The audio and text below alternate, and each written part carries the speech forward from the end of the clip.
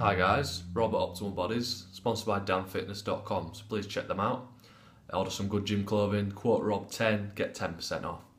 Okay, how can a fat burner make you fat? You probably think my videos are stupid when the stuff I come out with, but you will find in the nutrition and fitness industry a lot of things can be the opposite of what we get told. And it is mainly because of the way the body fights back. So the body wants to remain this nice level homeostatic, so it wants to remain in homeostasis.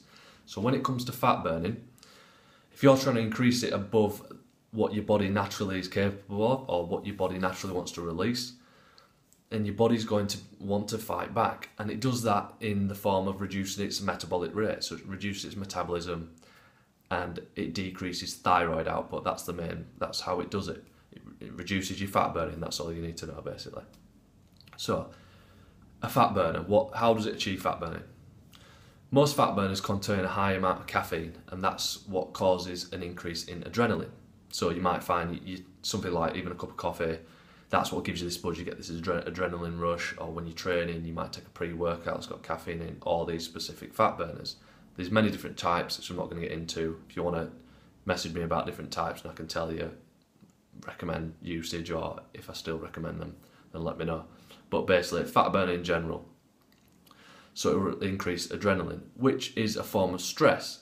This is released just when we get stressed, like you face a stressful situation, you get in an argument with someone, it might result in some sort of fight, or you need to defend yourself.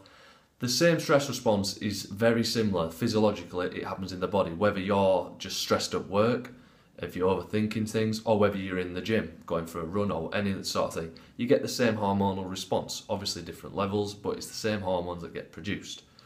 So you take a fat burner, increase your adrenaline levels, your body sees this as a stress and that you're in some sort of danger. And that's what the adrenaline's there for, to free up energy stores, give you focus, that sort of thing. Now, this has an effect on your fat cells to provide you with energy. So adrenaline attaches to receptors on fat cells. So you got your fat cell, you might have some receptors sticking up, like that. And it attaches to these receptors and it allows a hormone called hormone sensitive lipase to become active, which is an enzyme basically, not a hormone. And it's called hormone sensitive basically because it's sensitive to the hormones. And it allows fat cells to be released. Don't want to bore you too much, but that's what happens. So this sounds all good. If you're sticking with me, all in all, fat's getting released by taking the fat burners. So it's burning fat basically, isn't it? Now, for one, this fat needs to be used as energy. So if you're just taking a fat burner, yes, the fat might release from your fat cells, it goes into your bloodstream. If you're not using it, it's just going to circulate back around and be stored as fat. You can't just take a fat burner and expect magic. You have to do some sort of activity. So, along those lines, yes, you can do some activity and use the fat. But we're talking about long term. We want lifelong, healthy, sustainable effects to our bodies. So yeah, you might lose a little bit of fat in the first place, but longer down the road, this is where your fat gain can come in. And it's the long-term effects. So you've got your fat cell, you've got these receptors. If you overstimulate these receptors, so you're always pumping adrenaline into the system, which can be done by too much training, too much coffee from caffeine, and too many fat burners, which is mainly the caffeine effect. Some ones that are probably illegal will have other compounds, chemicals, drugs in them, but they all have the same effect on your fat cells. So what does your body do? It senses this too much stress in the system.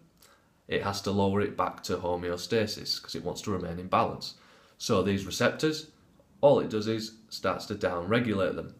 So it takes more and more adrenaline, more and more hormones to allow your fat cells to release fat. And it does this by lowering your thyroid, basically. So you can get hypothyroidism from this, which a lot of people think, go to the doctors, they get told they've got this problem. They don't know what's caused it. They usually say, oh, it's probably genetic or it's an autoimmune thing. 9 times out of 10, I reckon it's self-inflicted, too much exercise, too much stress and too many fat burners, too much coffee, caffeine in the system that can cause this. So it takes more and more stress, exercise, caffeine, fat burners to allow the same amount of fat affecting somebody that hasn't got this resistance, so the receptors haven't down-regulated, which can be called adrenaline diabetes. So basically your fat cells have become resistant to the effects of adrenaline to burn fat. Hopefully I haven't lost you too much, but that is the effect. So long term down the road, your metabolism's lowered because your body wants to remain in balance.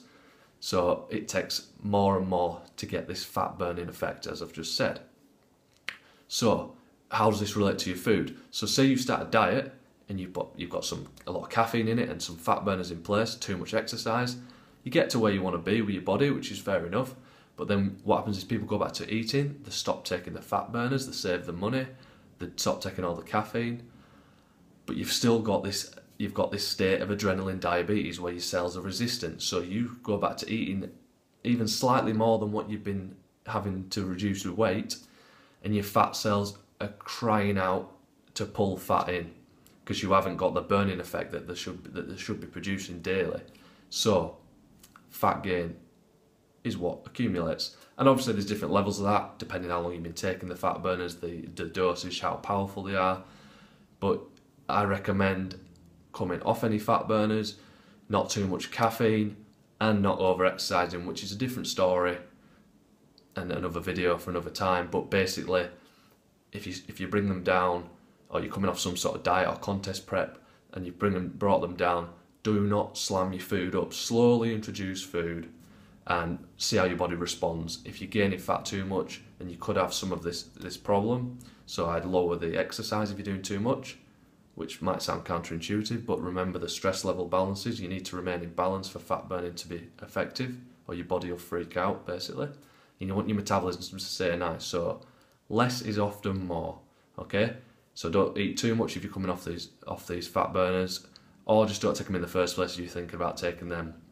Or if this is too confusing for anyone, give me a private message or give me a comment below and I'll try to simplify it as much as possible. I just want to give the scientific reasons behind why these things occur.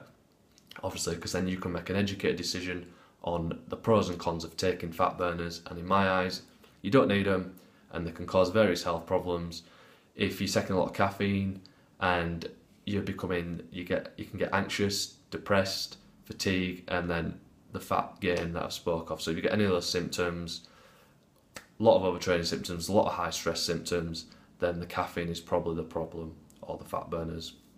Okay, so thanks for listening, guys. Hope I haven't bored you too much. Please like and share my page. Invite others if you think they'll benefit from my advice, or drop me a message, any other questions. Okay, cheers guys, have a good day.